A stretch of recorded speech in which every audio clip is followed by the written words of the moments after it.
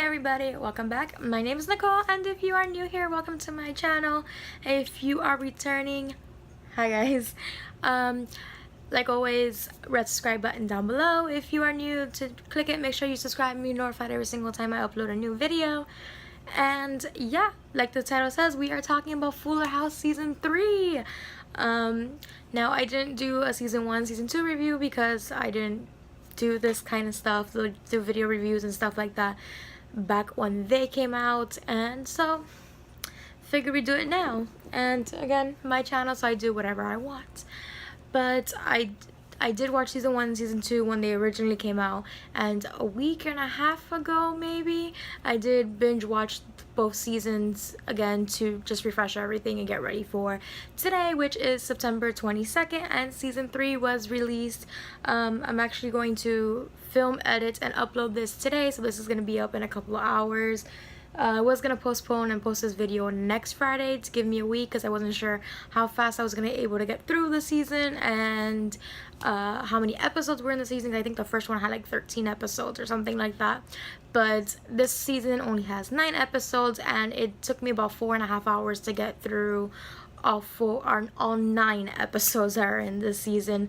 But that's pretty much the basic stuff of this. I will do spoilers, so if you haven't seen the season yet, stop the video, watch it, and then come back and we'll talk about it. So let's get into it. I'm also doing this video as a sit-down video and not a big background and all. I'm not setting up all the lights, I'm just gonna do it like this. But yeah, like I said in the little intro clip, I was planning on releasing the review later on the week, so I had to rearrange a few videos. So you'll get 2 videos from me, one today and then the one that was originally planned for tomorrow, and then we'll go back to our normal every other day upload that I've had for the past 2 weeks. And then when we get to the first week of October, I have my little schedule of what video goes up where. We're basically going to do every other day for the next 2 weeks, and then we'll go from there. Like in other videos, which you'll see coming up next week, I've said that I just basically did a bunch of videos during Hurricane Irma, and so I've have them all backlogged and ready to upload just in case I don't have anything, and it's gotten a lot where I can do one every other day. So let's skip all this rambling and just get into the season. Now I do have my notes here on my computer, so I'm just going to pull this up. Okay, so episode 1 was called The Best Summer Ever. So basically this is them introducing this season 9, which is taking over the summer. There's this big musical number which I thought was cute, but it did kind of shadow that they are going to be doing singing and stuff like this. Now we knew Stephanie, which is played by Jodie Sweetin, did have a music career in the last season, which she has a great singing voice, so by all means. There was some karaoke in future episodes, which we'll get to, but this number was, I thought it was cute, like I said. They also have Stephanie sitting down a lot, and it was just a lot of upper movements. I watched interviews during the press tour leading up to the season release because they were also celebrating of 30 years of Full House. She did have a cast on her leg, and until they brought it into her storyline, they just had her in weird awkward positions. So the first episode, she's in very sitting down, very awkward positions and all that good stuff. Gia does return, and we know how DJ feels about Gia, but we're actually introduced to Gia's daughter, Roxy, which I knew she looked familiar until I looked her up. Then I noticed that she was on a Disney Channel show called Best Friends Whenever, so I liked her here in Fuller House. That's pretty much it for this episode. Nothing massive goes on, just the normal like introduction to them again and just getting back to them. Now another thing that I am going to say about the season is I feel the chemistry through the cast is a lot better for this season than it was the first 2. Like the first season, it was just like, okay, they need to get to know each other and build and all that good stuff. Let's go on to episode 2, which was called Break a Leg, which they finally discuss Stephanie and how she broke her leg, and then they actually could bring her into the cast and have her walk around and like that stuff. So that finally was like, okay, they're including it so now she doesn't have to be set in an awkward position throughout the set. What else did I write here?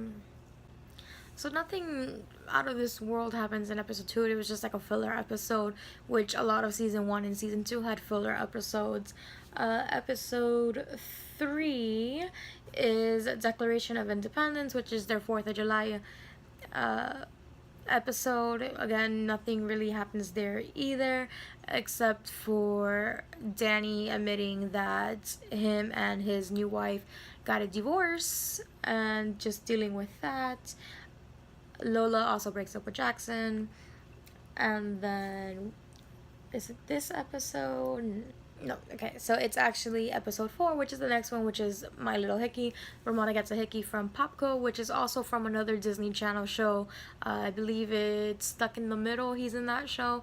So Fuller House, or at least Netflix, likes using a lot of Disney Channel actors, because even though the guy who plays Jimmy Gibbler, which is Stephanie's boyfriend and Kimmy's brother, wasn't on Disney Channel directly, he was on ABC Family Freeform, which is a Disney-owned network. He was on Switched at Birth as Mingo in the last season, and which I liked him on that as well. So this one, in episode 4, Ramona gets a hickey from her boyfriend Popco, and just I believe this is the one that also that Fernando moves out of the Tanner house, and he says that he has bought the house next door, which was the Gibbler's childhood home, which also is another thing where we finally get to see Kimmy's house, which we never saw in the original series of Full House. Episode 5, Uncle Jesse is back with his new baby that him and Becky adopted in the last season. And then this is the actual party where we get to see Kimmy's house, because DJ, Stephanie, Kimmy, Fernando, basically all the adults in the Tanner house are over at the Gibbler's house for this welcoming party for Jimmy and for Fernando that now live in the Gibbler house next door. So Uncle Jesse is babysitting all the kids. He has his kid and Tommy. Tommy has grown up, so now he's actually walking and saying words and is not a baby anymore from the last season, which I'm not sure. I know it's a short time frame through all the seasons. I think in one of the episodes they said that Fernando lived in the Tanner house with them for about 6, 8, 10 months, somewhere in that time frame. So not much time has passed from when they ended in the last season, which I think was Christmas in season 2. So they do keep up with current time. Season 5, episode 5. Like I said, Jesse was here babysitting the kids. At the end of the episode, Jesse finally has a breakdown saying if he's even able to raise a kid, and to the rescue now, like in the other seasons, Stephanie and DJ give him a talk saying you were a great dad to us and you raised Nikki and Alex and blah blah blah. And at the end of the episode they have a little singing moment, which again, like I said in previous moments in clips, this season has become very musical like, which didn't think it was gonna be a musical. Like they really don't need to sing every other episode. But let's move on to episode 6, which is Ramona.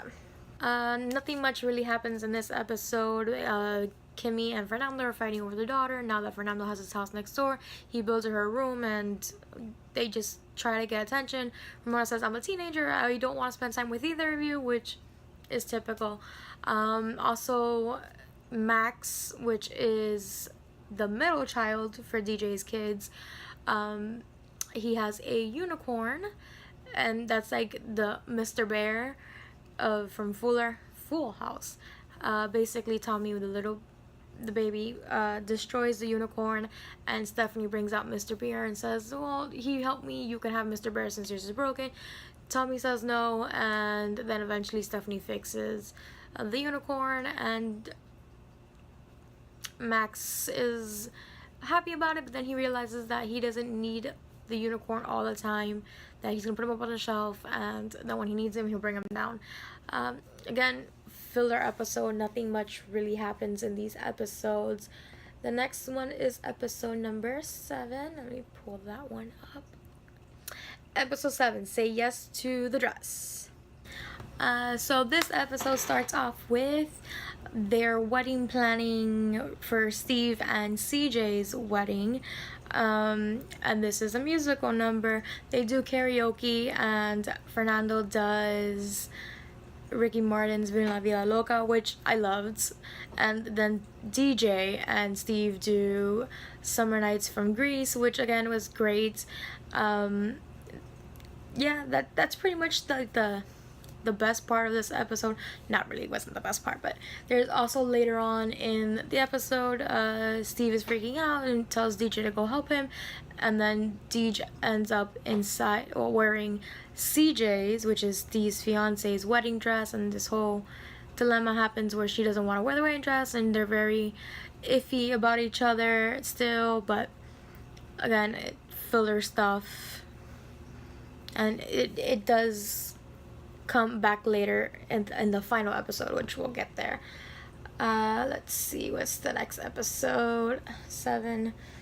And then the main thing in episode 8 and 9, which again, this is probably episode 8 was probably, or it is the only episode that had a semi-serious topic. They go back to Stephanie not being able to get pregnant and have kids, and Becky basically comes in town and takes her to a fertility doctor and tells her, hey, let's just get a second opinion. Never heard a second opinion, see what happens. What's the worst thing I can tell you? Tell you the same thing you already know, that you can't have kids. So they go and they do the doctor visit, and the doctor basically tells her she cannot have kids, but there is a possibility of her having a surrogate, because she does have some eggs that are good, but there's no guarantee that it would produce a child, this and that. And then Stephanie basically goes on about thinking of if she wants to go through with it, and the money and all this other stuff. At the end of the episode, basically everybody in the family, DJ, everybody basically says, we'll help you pay for it. So she went on and moved on to the next step, which also goes into episode number 9 of her trying to pick a donor, a baby daddy, and she basically doesn't want to tell her boyfriend because she thinks it's too soon and much of a commitment for him, and they haven't been dating that long. But it gets slipped to him, and this episode 9 is also them getting ready for their Japan trip, which they go to Japan for Steve's wedding. And I'm just skipping over everything there.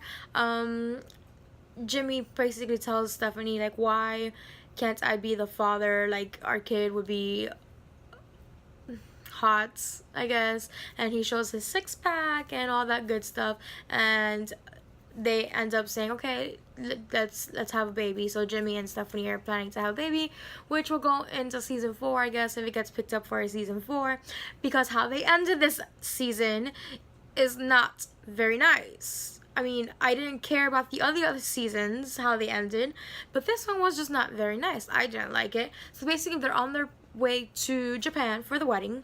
Matt, which is DJ's boyfriend, is talking to Stephanie and pops out a ring and says, hey, I'm gonna ask DJ to marry me. And Stephanie says yes, she'll say yes, and they're all so excited, Team Matt.